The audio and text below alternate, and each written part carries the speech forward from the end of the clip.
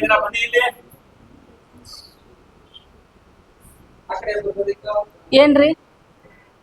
ನಾನೊಂದು ನಿರ್ಧಾರ ಮಾಡಿದ್ದೀನಿ. ಏನಪ್ಪ ಅದು? ಅದು ನೀನ್ ಇಷ್ಟದಂತೆ ನೀನ್ ಇಷ್ಟಪಟ್ಟಿರೋ ಹುಡುಗನ್ಗೆನೆ ಕೊಟ್ಟು ಮದ್ವೆ ಮಾಡೋಣ ಅಂತ ಅನ್ಕೊಂಡಿದ್ದೀನಿ. ನಿಜನೇನಪ್ಪ? ನಾನು ಇಷ್ಟಪಟ್ಟಿದ್ದ ಹುಡುಗನ ಜೊತೆ ನಿನ್ನ ಮದ್ವೆ ಮಾಡಿಸ್ತೀಯಾ? ಹೌದಮ್ಮ. ಇಷ್ಟೊಂಥರ ಬದಲಾಗಿದ್ರಪ್ಪ, ಈ ಮನ್ಸೆಲ್ಲ ತುಂಬಾ ಚೇಂಜ್ ಆಗಿದೆಪ್ಪ ನಿಮ್ದು. ಏನ್ರಿ ನೀವ್ ಹೇಳ್ತಾ ಇರೋದು? ಏನ್ರಿ ನೀವ್ ಹೇಳ್ತಾ ಇರೋದು? ಏನ್ರಿ ನೀವ್ ಹೇಳ್ತಾ ಇರೋದು? ಹೌದು, ಇಷ್ಟು ದಿವಸ ಇಷ್ಟು ದಿವಸ ನಾನು ತುಂಬಾ ಅಹಂಕಾರವಾಗಿ ಮಾತಾಡಿದೆ. ಇಲ್ಲಿ ನೋಡು, ನೋಡ್ಬಿಡು ಅಹಂಕಾರವಾಗಿ. ಇಷ್ಟು ದಿನದಿಂದ ನಾನು ನಿಮ್ಮೆಲ್ಲರ ಹತ್ರನು ಅಹಂಕಾರವಾಗಿ ಮಾತಾಡ್ತಾ ಇದ್ದೆ.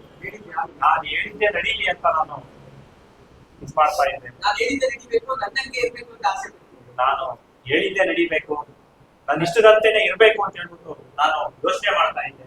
ಇವಾಗ ಗೊತ್ತಾಯ್ತು, ನಿಮ್ಮೆಲ್ಲರಿಗೂ ಒಂದು ಮನಸ್ಸಿದೆ, ಇವಾಗ ಆಸೆ ಇದೆ, ನಿಮ್ಗೆ ಒಂದು ಆಸೆ ಇದೆ.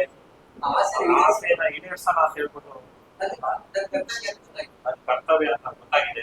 ಹಾ. ನೀನು ಯಾರನ್ನ ಇಷ್ಟಪಡ್ತಿದ್ದೀರ? ರಾಜು, ಹಾ ಇಮಿಡಿಯೇಟ್ ಏನಪ್ಪಾ? ನೋಡ್ದ ನವೀನ, ಏನಪ್ಪಾ ನೋಡ್ದ ನವೀನ, ದ್ವೇಷದಿಂದ ಮತ್ತೆ ಸ್ವಾರ್ಥದಿಂದ ಗೆಲ್ಲಕ್ಕಾಗದೇ ಇರೋದನ್ನ ಪ್ರೀತಿಯಿಂದ ಗೆಲ್ಬೋದು. ಇನ್ ಮುಂದೆ ಆದ್ರೂ ಸಂತೋಷವಾಗಿ ಏನಂತೀರಾ? ಏನಂತೀರಾ? ಹೌದು ಹೌದು, ಜೋರಾಗಿ ನಗಿ.